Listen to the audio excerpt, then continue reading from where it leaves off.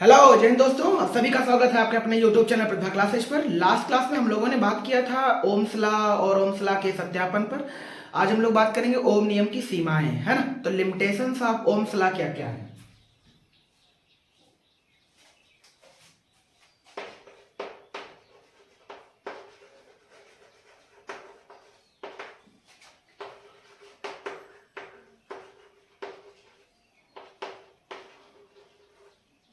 Limitations of Ohm's law, है ना। तो आपको याद होगा लास्ट क्लास में हम लोगों ने बात किया था वे सभी चालक जो ओम के नियम का पालन करते हैं वो ओमी चालक कहलाएंगे, और जो ओम के नियम का पालन नहीं करेंगे वो अनओमी चालक कहलाएंगे। ओम का नियम था क्या? किसी चालक के सिरों के बीच आरोपित किया गया वोल्टेज उसमें आने वाली या बहने वाली धारा की क्या होता है? समानुपाती। मीन्स V अपान I बराबर नियतांक। V अपान I बराबर नियतांक। यही तो ओम्स लॉ था। यही क्या था? Ohm's law. तो वे सभी चालक जो इस नियम का पालन करेंगे वो सब कहलाएंगे ओमीय चालक। कौन से चालक? ओमीय चालक। और अगर कोई चालक ओम के नियम का पालन नहीं करता है तो वो कहलाएगा अनओमी चालक। कोई बुराई तो नहीं, बहुत बढ़िया है। बस यही सब कुछ था। इसके बाद हम लोग पढ़ते हैं परिपथ। तो ओमी परिपथ और अनओमी परिपथ, हालांकि हमने लास्ट क्लास में थोड़ा आपको बताया भी था। तो परिपथ बहुत इजी परिभाषा से कोई मतलब नहीं है अपने को। वे सभी सर्किट जो ओम के नियम का पालन करेंगे वो ओमी सर्किट कहलाएंगे, और जो ओम के नियम का पालन नहीं करेंगे वो सब कहलाएंगे अनओमी सर्किट। कोई दिक्कत तो नहीं? ठीक। अब बात करते हैं कुछ ग्राफी निरूपण की, है ना। तो जितने भी सर्किट ओम के नियम का पालन करेंगे उनका जो ग्राफ होता है वो सरल रेखी होता है। मतलब उनका जो ढलान होता है वो tan थीटा बराबर V अपान I होता है। ठीक है ना। तो हम यहाँ पे लिख देते हैं कौन सा सर्किट? ओमीय सर्किट, मीन्स ओमीय परिपथ, और इधर लिख देते हैं अनोमीय परिपथ।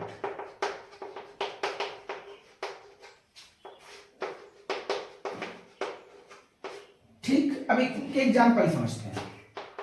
ओमीय परिपथ के जो अपने एग्जाम्पल हैं उनमें आते हैं धातु का तार,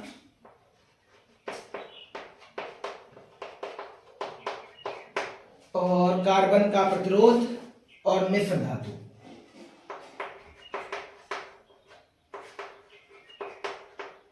मिश्र धातु का तार जैसे कि मैग्नीन है, कॉन्स्टेंटन है ना। इनके ब्रैकेट में लिख देते हैं मैग्नीन है, कॉन्स्टेंटन है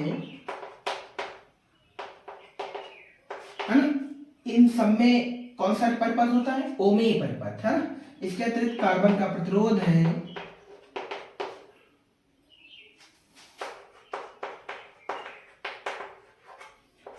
ये सब कौन से सर्किट है? ओमीय सर्किट। कोई दिक्कत तो नहीं? ठीक। अब ओमीय सर्किट का जो ग्राफ है वो कैसा होता है?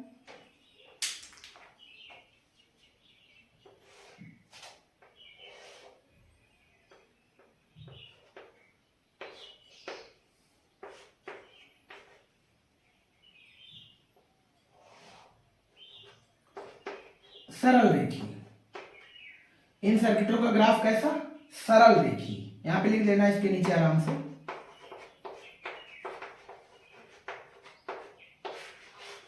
क्या दिख रहा है यहाँ तक सभी को? गुड। तो ओमी सर्किट का जो ग्राफ होता है वो कैसा होता है? सरल रेखी। ठीक है ना। अब बात करते हैं अनओमी की। अनओमी की पहचान क्या है? क्या वे सर्किट जो ओम के नियम का पालन नहीं करते हैं।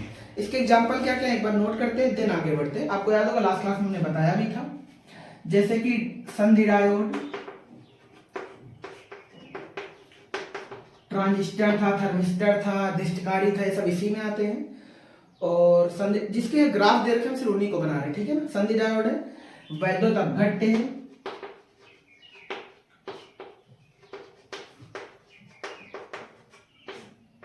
वैद्युत अपघट्य है, और तापायनिक वाल्व है, और टार्च का बल्ब है।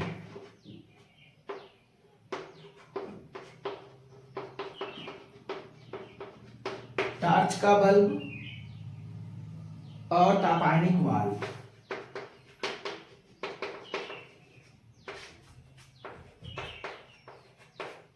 इतने एग्जाम्पल दे रखे हैं किसमें? अनओमी वाले में। हालांकि और भी होते हैं बट हमने ग्राफ वाले जितने लिए उतने ही हैं। और भी दे रखा है जैसे कि अघुलनशील इलेक्ट्रोड दे रखा है और ट्रांजिस्टर दे रखा है, कुछ गैसें भी दे रखी हैं, खैर छोड़ो उन्हें। तो हम इनके ग्राफ बनाते हैं। तो सबसे पहले एक एक करके बनाते चलते हैं इधर, है ना।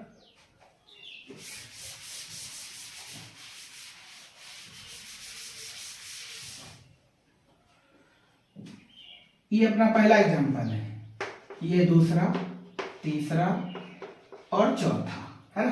संधि डायोड का ग्राफ कैसे होता है, तो पहला बना रहे हैं, यहां देखो ध्यान से।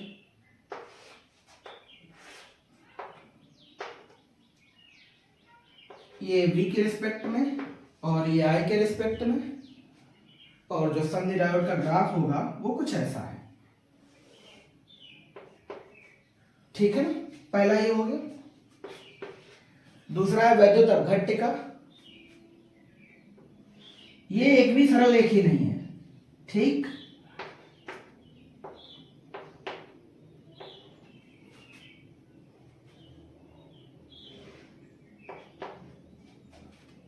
ये दूसरे नंबर वाले का मीन्स वैद्युत अपघट्य का। तीसरा देखो,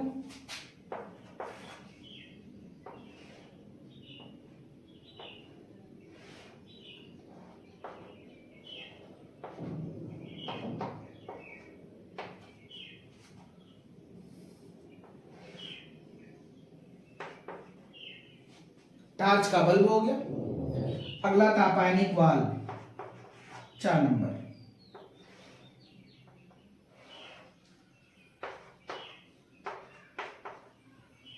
इसका ग्राफ कुछ यूं है,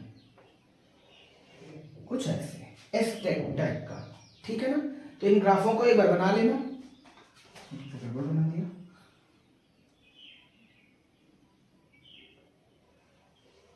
ऐसे, ठीक है ना।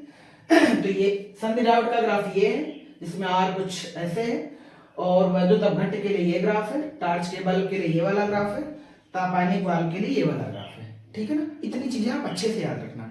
आगे बढ़ते हैं और कुछ बातें और नोट करते हैं हम लोग, जैसे कि विशिष्ट प्रतिरोध। क्या पढ़ना है, विशिष्ट प्रतिरोध। चलो इसको देखते हैं, इसे इरेज कर रहे हैं। अब नेक्स्ट टॉपिक है अपना विशिष्ट प्रतिरोध।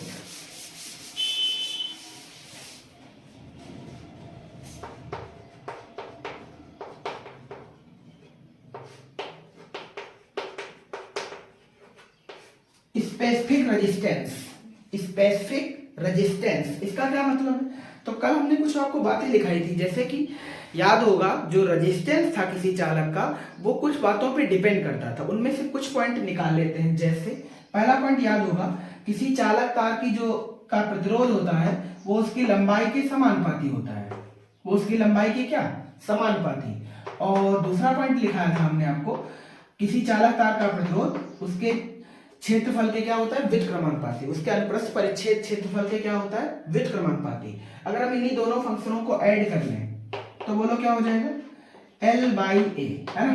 जो यहाँ पर कांस्टेंट है एक्चुअल में वो यही है, विशिष्ट प्रतिरोध है। तो इसे हटाएंगे तो एक प्रॉपर कांस्टेंट रखा जाएगा, और वो कांस्टेंट है रो। कौन सा अक्षर है, रो। अरे विशिष्ट प्रतिरोध को हम रो से लिखते हैं, तो ये आ जाएगा रो L/A। चूंकि मुझे विशिष्ट प्रतिरोध की ही परिभाषा निकालनी तो हम रो सॉल्व करते हैं। तो रो बराबर बोलो क्या आ जाएगा, RA/L। RA/L। क्या यहां तक सभी को क्लियर हो गया, बहुत अच्छे। रो का जो मैग्नीट्यूड है वो कितना आ गया, RA/L। अब बात करते हैं इसके यूनिट और डायमेंशन की, जो इधर लिख देते हैं, है ना। यूनिट बोलो इसकी। R क्या है, प्रतिरोध, प्रतिरोध का मात्रक ओम, प्रतिरोध का मात्रक ओम, ठीक। A क्या है, क्षेत्रफल, क्षेत्रफल का मात्रक मीटर स्क्वायर, बटे में L क्या है, चालक तार की लेंथ है, लेंथ का मात्रक मीटर। तो इसका मतलब मीटर से वाला स्क्वायर कैंसिल हो जाएगा, आंसर आ गया ओम मीटर। ये तो आ गई यूनिट, अरे मात्रक आ गई, है ना। अब बात करते हैं विमा, डायमेंशन की। विमा इसकी बोलो क्या होगी, तो विमा निकालने के लिए क्या करें, ओम की विमा लिखें, मीटर की लिखें, काम हो जाएगा। पर प्रॉब्लम किधर है, ओम में। ओम की तो विमा मुझे आती ही नहीं है, तो ओम की विमा निकालने के लिए क्या करें, एक कोई सरल सा इसका मात्रक निकालते हैं। क्या है, तो वोल्ट पर एम्पियर। अरे आर बराबर वी अपॉन आई, तो वोल्ट पर एम्पियर। अच्छा, वोल्ट पर एम्पियर में वोल्ट का भी तो मुझे पता नहीं है, एम्पियर का तो पता है। वोल्ट को हम लिख सकते हैं जूल बटे कुलाम, जूल बटे कुलाम। इसको थोड़ा सा यहाँ समझा देते हैं। देखो लास्ट क्लास में भी बताया था, जितना सिंप्लीफाई मात्रक को कर ले जाओगे उतना ही आसान होगा आपके लिए। तो बोलो क्या लिखें, क्या वोल्ट पर एम्पियर। प्रॉब्लम किधर है, वोल्ट में, क्योंकि वोल्ट की विमा मुझे नहीं याद है। तो वोल्ट का कोई फार्मूला खोलो तो याद होगा, V बराबर एक सिंपल सा फार्मूला W अपान Q, जूल बटे गुलाम आ गया। इसका मतलब जहां वोल्ट लिखा है वहां पर हम ये लिख सकते हैं जूल बटे गुलाम, और एम्पियर तो भाई साहब इसमें पहले से ही लिखा हुआ है। इसका मतलब ये ओम के बराबर है। ये किसके बराबर है, ओम के। अब जब हमने ये लिखना सीखा तो इसमें तो सारी विमाएं अपने को याद है यार। जैसे जूल की होती है ml स्क्वायर t माइनस 2, गुलाम की AT और एम्पियर की A, है ना। इनको सबको यहाँ से उठा के याद रख लीजिए करके। तो ओम की विमा वो निकली तो वही उठा लो यहाँ से, जूल बटे में बोलो गुलाम इंटू एम्पियर, और ये वाला मीटर इसमें पहले से लिखा है, कोई दिक्कत तो नहीं। ठीक, अब इन सभी की विमा पुट कर दो, काम खत्म कर दो। जूल की बोलो ml स्क्वायर t माइनस 2, और मीटर लिखा है तो मीटर की होती है L, गुलाम की होती है AT, और एम्पियर की होती है A। लिख गई सब, ठीक। अब इसको सॉल्व करते हैं। ये इन सभी अक्षरों को ऊपर लिख लो बस, तो t माइनस 3 हो जाएगा, a माइनस 2 हो जाएगा, काम खत्म। ठीक, इधर इरेज करके लिख देते हैं, यहाँ लिखते हैं ताकि ये चीज लिखी रहे एक बार। यहां से बोलो क्या लिखें, ml square t minus 3, sorry L square नहीं है, एल क्यूब है, एल स्क्वायर और ये वाला L, ml cube t minus 3 और a माइनस 2।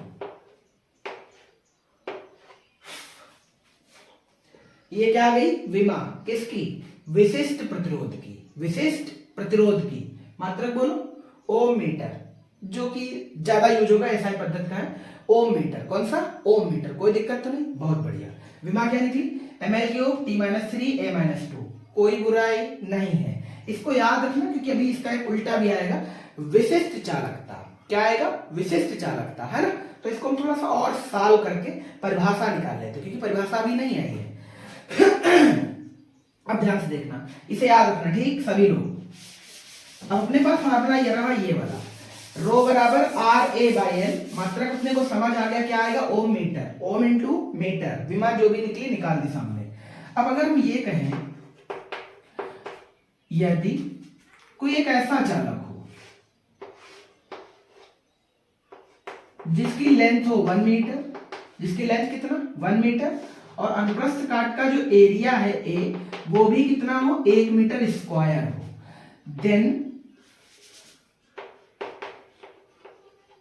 अब इस वाले अगर हम फार्मूले में वैल्यू पुट कर दे, लेंथ कितनी है 1 मीटर, एरिया कितना 1 मीटर स्क्वायर, तो बोलो फिर क्या लिखें, रो बराबर आर इंटू 1 का स्क्वायर बटे में 1। तो रो बराबर क्या आ जाएगा, आर, रो बराबर क्या आ जाएगा, आर।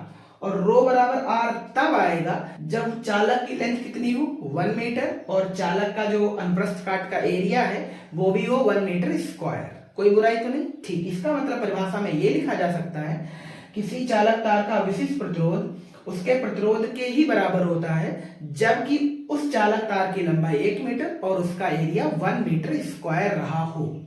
कोई बुराई, ठीक, बहुत बढ़िया। तो रो का एक फार्मूला आ गया आर ए बाई एल। कोई समस्या तो नहीं किसी को, ठीक। अब यहीं से एक चीज और समझा देते हैं। कल किसी को याद होगा एक फार्मूला निकला था आर का, अरे एम एल अपान एन ई स्क्वायर 8 यही जो निकला था यार, ठीक। एल में कैपिटल लिख लो चाहे स्मॉल लिख लो, इसमें कोई आफत नहीं है। आर बराबर एम एल अपान एन ई स्क्वायर 8 ठीक। अब क्या करें, क्या करें, तो अपने को भी एक चीज समझ आ गई कि अगर हम रो आर की जगह कोई एक मान निकाल के रखें तो अपने को कुछ तो दिख जाएगा। अगर हम यहाँ से आर का मान निकालें, यहाँ से देखो क्या निकलेगा, क्या रो एल बाई ए निकलेगा, इधर से देख लो, row L by A, R का मान निकाल यहाँ रख रहे हैं, तो फिर बोलो क्या लिखें, रो एल बाई ए बराबर ml अपान ne स्क्वायर ए टाउ। कोई दिक्कत तो नहीं? ठीक, गुड। अब बोलो क्या करें? क्या L से L कैंसिल, A से A कैंसिल, अपने को रो का एक मजबूत फार्मूला मिल गया। कौन सा? m upon ne square tau. ओहो, रो बराबर m upon ne square tau, मात्रक गुण ohm into metre, ohm into metre. क्या यहां तक सभी को क्लियर हो गया? तो रो का एक फार्मूला ये था ही, RA/L, मुझे कोई आफत नहीं है, ये भी ओम इंटू मीटर है। तो हमने एक नया भी फार्मूला निकाले जो कि हमने कल ये वाला पढ़ाया था, अनुगमन वेग के आधार पर ओम के नियम का सत्यापन, तब ये आया था। इसका वाला रो की जो वैल्यू आएगी वो m upon ne square tau आएगी, m upon ne square tau. क्या ये वाला फंक्शन RA/L के इक्विवेलेंट होगा? ये वाला फंक्शन RA/L के इक्विवेलेंट होगा, इसमें कोई बुराई नहीं है। हालांकि भी रो का एक फार्मूला और आएगा, वो हम आगे आपको बता देंगे। पर क्या सभी को यहां तक समझ आया? इसमें कोई किसी को दिक्कत तो नहीं? ठीक, इसके बाद कुछ बातें और भी करनी है।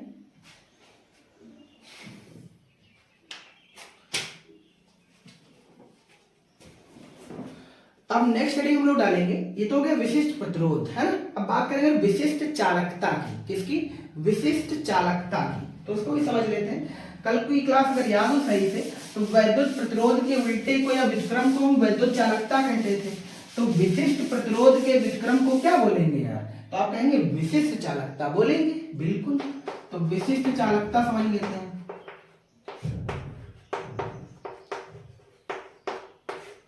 विशिष्ट चालकता क्या है? विशिष्ट प्रतिरोध का प्रतिलोम। अरे जैसे रो से लिखते हैं विशिष्ट प्रतिरोध को, तो अगर हम 1/रो पूछे क्या है, तो 1/रो एक्चुअल में विशिष्ट चालकता है। अगर हम ये कहें कि विशिष्ट चालकता को सिग्मा से लिखते हैं, तो फार्मूला आ जाएगा सिग्मा बराबर 1/रो, बस खत्म। सिग्मा बराबर 1/रो। अब रो का तो मान पीछे हम निकाल ही चुके हैं, उठा उठा के यहाँ रख दीजिए, अपना काम हो जाएगा। तो वो आप काम कर लेना, हम इधर आपको सॉल्व कर देते हैं। यूनिट बोल इसका होता है, ऐसे लिखेंगे ओम मीटर, यही तो था। अब बोलो क्या लिखें? क्या सभी ऊपर जाएंगे? बिल्कुल। तो ओम इनवर्स हो जाएगा और मीटर भी इनवर्स हो जाएगा, कोई आफत तो नहीं? या ये कह ले ओम इनवर्स पर मीटर, ओम इनवर्स प्रति मीटर या पर मीटर, ठीक है। और भी मात्रक लिख सकते हैं, जैसे कल की क्लास याद हो तो ओम इनवर्स को महोम पढ़ते हैं। क्या पढ़ते हैं? महोम। महोम नहीं पढ़ना तो साइमन पढ़ लो। क्या पढ़ लो? साइमन। तो siemens into metre inverse, siemens into metre inverse, siemens into metre inverse ना लिखकर क्या साइमन प्रति मीटर लिख सकते हो? क्या लिख सकते हो? साइमन प्रति मीटर। तो साइमन प्रति मीटर किसका मात्रक है? विशिष्ट चालकता का। किसका है? विशिष्ट चालकता का। कोई आफत तो नहीं? गुड, ठीक है। अब रो की विमा पीछे निकाली ही थी, तो जो रो की विमा आई थी ना वही इसकी आ जाएगी, बस अंतर क्या होगा? घाते पलट जाएगी। तो अपना देख लेना जाकर के, जिस पर हमने माइनस में घात लगे उसको प्लस कर देना, और जिस पे प्लस की लगे उस पे माइनस कर देना। हालांकि तो तुम अपने मन से ही निकाल लेना, कोई दिक्कत तो नहीं? ठीक, बहुत अच्छे है।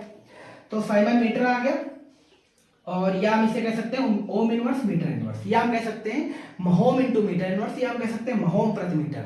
तो पहले भी हमने जब आपको मात्रक और विमा वाला चैप्टर पढ़ाया था अच्छे से, तो हमने साफ साफ बहुत सारी चीजें बता रखी थी आपको कि एक राशि के मात्रक बहुत सारे हो सकते हैं, बट याद रखना एक राशि की विमा एक ही होगी। तो इंपॉर्टेंट है विमा निकालना। और 2 नंबर आता है, ऐसा नहीं कि पेपर में इससे कुछ आता नहीं है, 2 या 3 नंबर हर साल आता है, किसी ना किसी राशि की विमाएं पूछ बैठता है। खूब निकालना सिखा दिया है अच्छे से। अगर आपने वो वीडियोस नहीं देखे हैं तो पीछे लिंक में वीडियो डाल दिए जाते हैं, ओपन करो, आराम से देखो और कमेंट भी करो अपने, कुछ समझ आ भी रहा है कि नहीं, जो भी बच्चे देख रहे हैं, है ना। हालांकि अभी ज्यादा लोग हैं ही नहीं चैनल पर धीरे धीरे बढ़ते जाएंगे, उम्मीद है आपसे। खैर, आपको क्या ये समझ आया? बहुत अच्छे। अब बात कर लेते हैं विशिष्ट प्रतिरोध की कुछ निर्भरताएं हैं, मीन्स उसका जो डिपेंडेंसी वो कैसे चलती है ना, तो उसको समझते हैं। या ये कहें सिंपली, विशिष्ट प्रतिरोध को ही प्रतिरोधकता कहते हैं, ये भी याद रखना। उस पर हमें ताप का प्रभाव पड़ना है। क्या पढ़ना है? ताप का प्रभाव। तो कुछ फार्मूले याद रखना, जैसे रो का भी एक फार्मूला आया था, m upon ne square tau. रो बराबर m upon ne square tau. Good, ठीक। अब नोट करते हैं चीजों को। तो विशिष्ट प्रतिरोध हो गया, विशिष्ट चालकता हो गया। अब नेक्स्ट अपनी जो हेडिंग है वो है विशिष्ट प्रतिरोध या प्रतिरोधकता। विशिष्ट प्रतिरोध इसका एक नाम ये है, ये याद रखना अच्छे से, प्रतिरोधकता पर ताप। किसका प्रभाव पड़ना है? ताप का, है ना। तो कुछ बातें किसके लिए करना, एक बार सुना देते हैं आपको।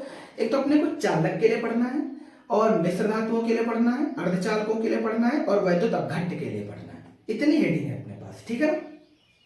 तो पढ़ना क्या है? विशिष्ट प्रतिरोध या प्रतिरोधकता पर ताप का प्रभाव। जो पहली हेडिंग है अपनी वो है चालक के लिए। किसके लिए? चालक के लिए, है ना। और चालक के लिए तो ये वाला आंसर आया है, ध्यान से देखो, रो बराबर m n e square tau.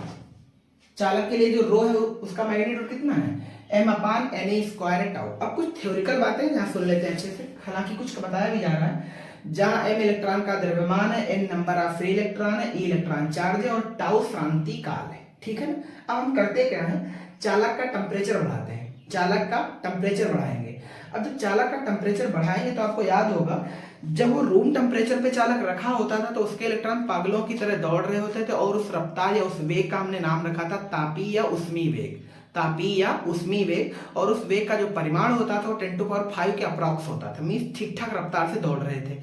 क्या करें अगर टेम्परेचर को थोड़ा और बढ़ा दें? मान लो रूम टेम्परेचर लगभग 25 से 30 के बीच होता है, अगर हम रूम टेम्परेचर से थोड़ा आगे ले चले, मान लो ह्यूमन बॉडी टेम्परेचर के समथिंग ले जाए, मीन 37 डिग्री सेंटीग्रेड के आसपास, तो जो क्या इलेक्ट्रॉन होंगे वो और भी तेज दौड़ेंगे। जब वो और तेज दौड़ेंगे तो उनके टकराने के बीच का जो क्रमागत टक्करों के बीच का समय है वो घटेगा, जो समय है वो घटेगा। मीन्स जो टेम्परेचर है, टेम्परेचर के बढ़ाने पर, किसी को बी आर में याद होगा, याद है किसी को? √3 के टी बाई एम, जो पीछे क्लास में बात की थी हमने। तो वी आर में directly proportional to T, may be √T, या ठीक भी है, ये ऐसे लिखा जाता है ना, वी स्क्वायर आर में, वी स्क्वायर आर में डायरेक्टली प्रोपोर्शनल टू टी, या ये बोले वी आर में डायरेक्टली प्रोपोर्शनल टू √T, क्योंकि स्क्वायर हटेगा तो सामने रूट आ जाएगा, कोई दिक्कत तो नहीं, ठीक, बहुत बढ़िया है। यानी टेम्परेचर बढ़ाने पे रफ्तार बढ़ती है, टेम्परेचर बढ़ाने पे रफ्तार बढ़ती है। तो अब याद करो, एक फार्मूला हम सिंपली लिख सकते हैं, क्या याद है किसी को? समय बराबर दूरी बटे चाल, समय बराबर दूरी बटे चाल। तो याद करो क्रांतिकाल में हम कैसे इसको वेरी करें, तो समय बराबर, हिंदी में लिख देते हैं ताकि एक रिलेशन निकल के आ जाए, समय बराबर दूरी बटे चाल, है। तो समय कितना लगता था? उस समय का नाम था क्रांतिकाल। उस समय का नाम क्या था? जब क्रमागत टक्करों के बीच लगता समय था उसका नाम क्या था?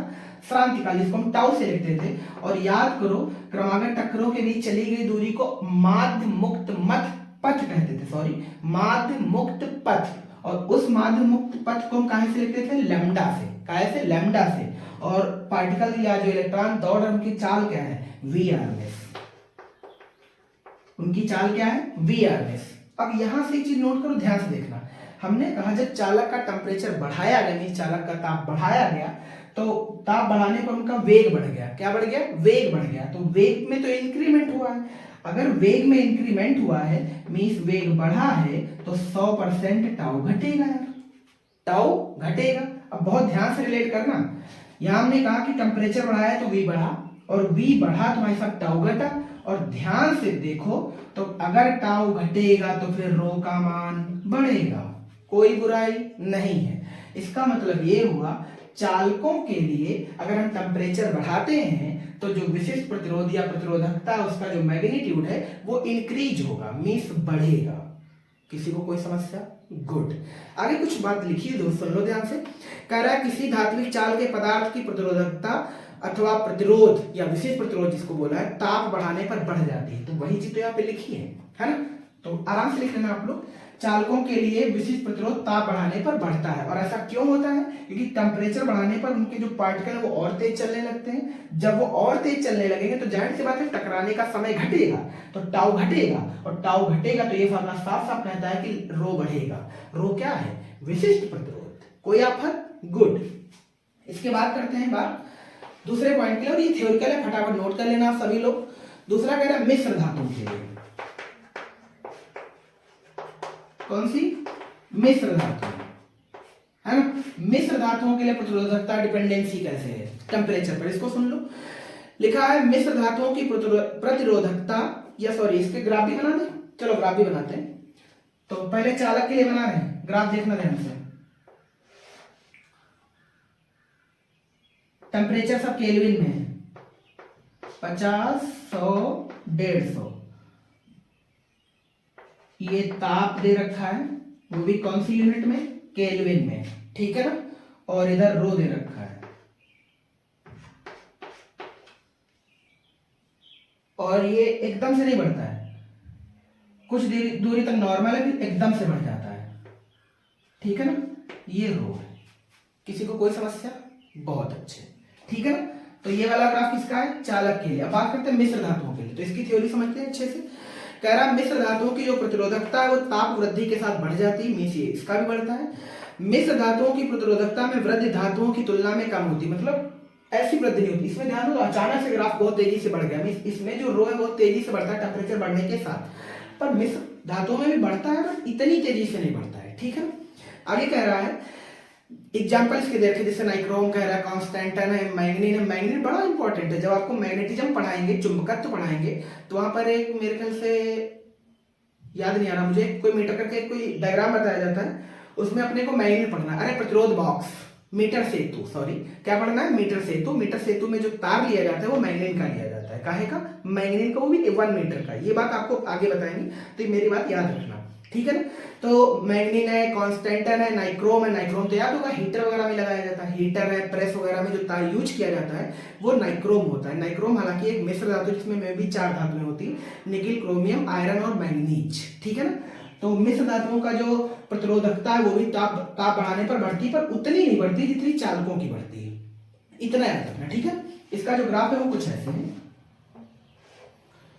टेम्परेचर 200, 400, 600, क्योंकि इसमें हैवी टेम्परेचर देना पड़ेगा, 200, 400, 600, और ये सब टेम्परेचर है, और ये कौन सी यूनिट में है, केल्विन में, ये याद रखना, ठीक है ना। इधर दे रखा है रो, और जो ग्राफ है वो कुछ ऐसे है, मतलब कुछ दूरी के आगे बढ़ता है, मतलब कुछ समय तक तो बढ़ता ही नहीं, फिर धीरे धीरे बढ़ना शुरू करता है, पर उतनी तेजी से नहीं बढ़ता जितनी तेजी से किसका बढ़ता है, चालक का, ठीक। तो ये तो हो गया चालक और मिश्र धातुओं के लिए। मीन्स चालक और मिश्र धातुओं के लिए जो रो का विक्षेप है हमने वो देखा। आगे बढ़ते हैं, और भी किसी के लिए दे रखा है वो भी नोट करते थे, थ्योरिकल है टोटल। अर्धचालकों के लिए तीसरा पॉइंट,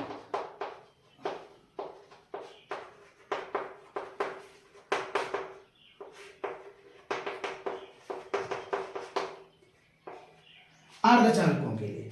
अर्धचालकों के लिए क्या है, ध्यान से सुनो, इसके एग्जांपल सुनने होंगे आपने। जर्मेनियम है, इसका तो एक अपने पास चैप्टर ही है पूरा पूरा। सिलिकॉन है, सेलेनियम भी आता है, इसी में दिया है क्या, नहीं दे रखा है, कार्बन दे रखा है, ठीक। इसको याद रखना अच्छे से। इनके लिए जो होता है उनका प्रतिरोध ताप वृद्धि के साथ घटता है, मतलब इनके अगर हम टेम्परेचर बढ़ाएंगे तो जो प्रतिरोधकता है वो डाउन होगी, मीन्स घटेगी। इनका जो ग्राफ है वो ध्यान से देखो, टेम्परेचर के मैग्नीट्यूड नहीं दे रखे हैं, ताप कौन सी यूनिट में है, केल्विन, पर मैग्नीट्यूड नहीं दे रखा है, और रो कुछ ऐसे है, ठीक है ना। अरे टेम्परेचर के साथ घटेगा, टेम्परेचर के साथ रो घटेगा, जैसे जैसे केल्विन बढ़ता जाएगा रो का मान डाउन होता जाएगा, मीन्स गिरता जाएगा, ठीक है ना। बस इतना ही दे रखे हैं, और साथ में वैद्युत अपघट्यों के लिए भी दे रखा है, इसको सुन लो। कह रहा है वैद्युत अपघट्यों की प्रतिरोधकता ताप बढ़ाने पर घट जाती है, क्योंकि ताप वृद्धि के साथ वैद्युत अपघट्यों की जो श्यानता है वो घटती है, इस कारण इसके अंदर उपस्थित आयन सुगमता के साथ गति करते हैं। मीन्स वैद्युत अपघट्यों के भी जो प्रतिरोध विशिष्ट प्रतिरोध है वो घटता है टेम्परेचर बढ़ाने के साथ, ठीक है ना। क्या यहाँ तक सभी को आया, बहुत अच्छे। इसके बाद अपने को एक चीज और पढ़नी है, वो ये है ओम के नियम का वैकल्पिक रूप, है ना, alternative form of Ohm's law. इसका सिंपली मतलब ये है कि हम ओम्स के लॉ को कहां तक एक्सप्रेस कर सकते हैं, मीन्स कहां तक खींच सकते हैं, है ना। तो हेडिंग डाल लेना सब लोग,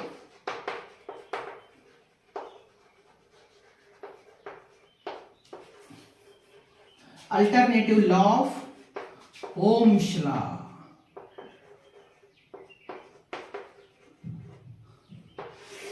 alternative form of Ohm's law या लॉ ऑफ ओम्स लॉ, कोई दिक्कत तो नहीं, ठीक। सॉरी यहाँ फॉर्म लिखना है मेरे को, ठीक। अब इसके लिए समझते हैं, अगर हम ये कहें एक अपने पास चालक है, जिसकी सपोज लंबाई L है और इसका अनुप्रस्थ काट का एरिया A है ना। हमने इसको एक सप्लाई से लगाया, ये माइनस और ये प्लस, तो इसमें एक इलेक्ट्रिक फील्ड आ गई कुछ ऐसे। ये जो हमने एरो खींचा वो वेक्टर ए का डायरेक्शन, सॉरी वेक्टर ई का डायरेक्शन है, कोई दिक्कत तो नहीं, ठीक। अब याद हो अगर ये वेक्टर ई इधर है तो इलेक्ट्रॉन ऐसे चलना शुरू कर जाएगा, मींस इसमें जो इलेक्ट्रॉन है वो ऐसे मूव करेगा, कुछ ऐसे। तो कितने लोगों को समझ आया कि करंट ऐसे जाएगा, कोई आफत तो नहीं, ठीक। तो इलेक्ट्रॉन पागलों की तरह ऐसे और करंट भाई साहब ऐसे,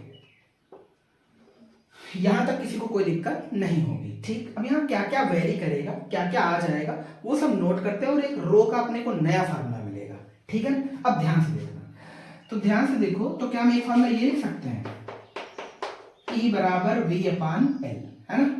या हम इसी से अगर V का मान निकालें तो आंसर आ जाएगा EL, क्या आ जाएगा EL, कोई आफत तो नहीं किसी को, ठीक। अब बात करें अगर हम इसमें कहें कि इसमें करंट डेंसिटी कितनी है, करंट डेंसिटी क्या है, तो करंट डेंसिटी बोलो इस चालक में कितनी है, क्या J बराबर I अपान A।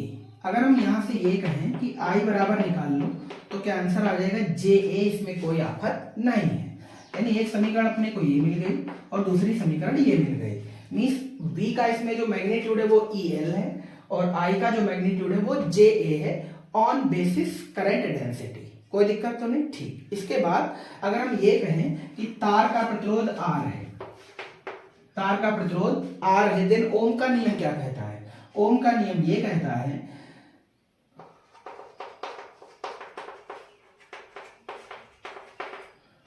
V बराबर IR, V बराबर IR।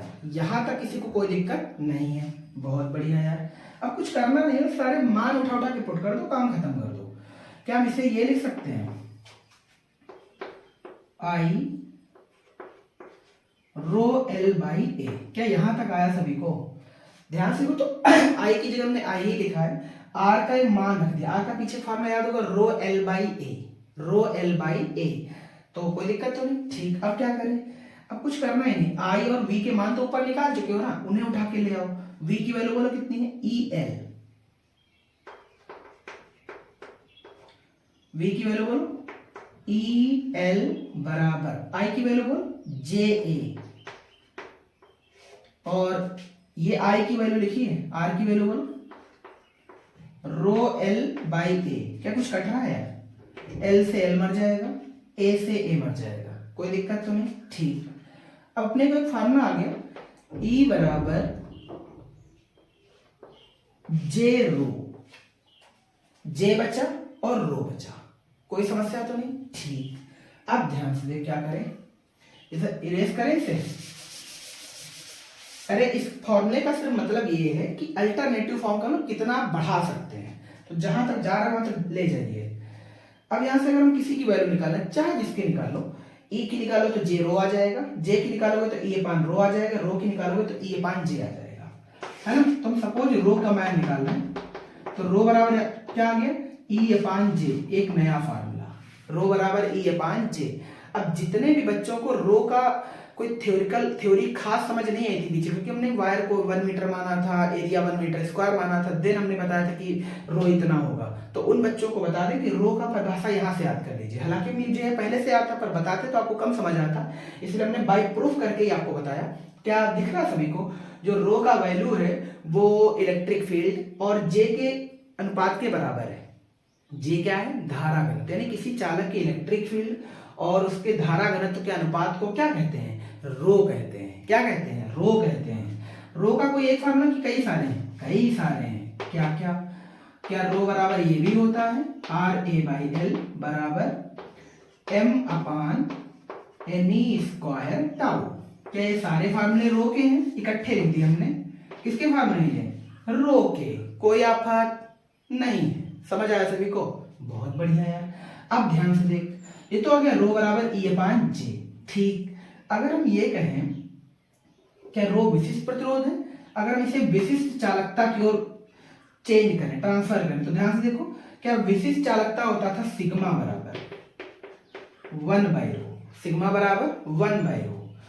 अब रो की वैल्यू ई अपान जे है, तो सिग्मा की वैल्यू पलट जाएगी, जे अपान ई हो जाएगी, जे अपान ई हो जाएगी, है ना। अगर हम तुमसे पूछे जे बराबर, क्या आंसर ये आ जाएगा? कोई आफत नहीं है। याद कर, तो जे वेक्टर है, एरिया भी वेक्टर है। क्या यहां तक आया? अरे नहीं आया, नहीं आया तो मेहनत करो, अगर आया तो फिर बहुत अच्छी बात है, ठीक है ना। वेक्टर जे बराबर सिग्मा वेक्टर ई। सिग्मा बोल क्या है? विशिष्ट चालकता, विशिष्ट चालकता। ज्यादा अगर अक्षरों को देख के कंफ्यूज हुआ तो कभी नहीं आएगी फिजिक्स। याद रखना, बेसिक नहीं भूलने हैं। अगर तुमसे पूछे यहाँ से विमा और मात्रक बताओ तो कहोगे पगला गए होगा, बहुत लंबा जाएगा, पर नहीं है। जे का पीछे मात्रक याद है ना, ampere per metre square, ampere per metre square. विमा वो क्या आराम से आ जाएगी, L माइनस टू ए, L माइनस टू ए, sorry ampere per metre square, आई अपान ए होता है, सॉरी। जे बराबर आई अपान A ampere per metre square. तो मेरे ख्याल से आज की क्लास इनफ है और इतना ही था। नेक्स्ट क्लास में हम लोग बात करेंगे क्या होगा अगर हम विद्युत प्रतिरोध को की डिपेंडेंसी को ऐसे पढ़ें कि चालक को खींचा जा रहा है, यानी चालक को खींच करके अगर हम बढ़ाएं तो एरिया पर क्या एक्चुअल में प्रभाव पड़ेगा, ठीक है ना। और साथ में बात करेंगे विद्युत प्रतिरोध का श्रेणी क्रम और समांतर क्रम, ठीक है। मिलते हैं नेक्स्ट वीडियो में। Thanks for watching. जय हिंद।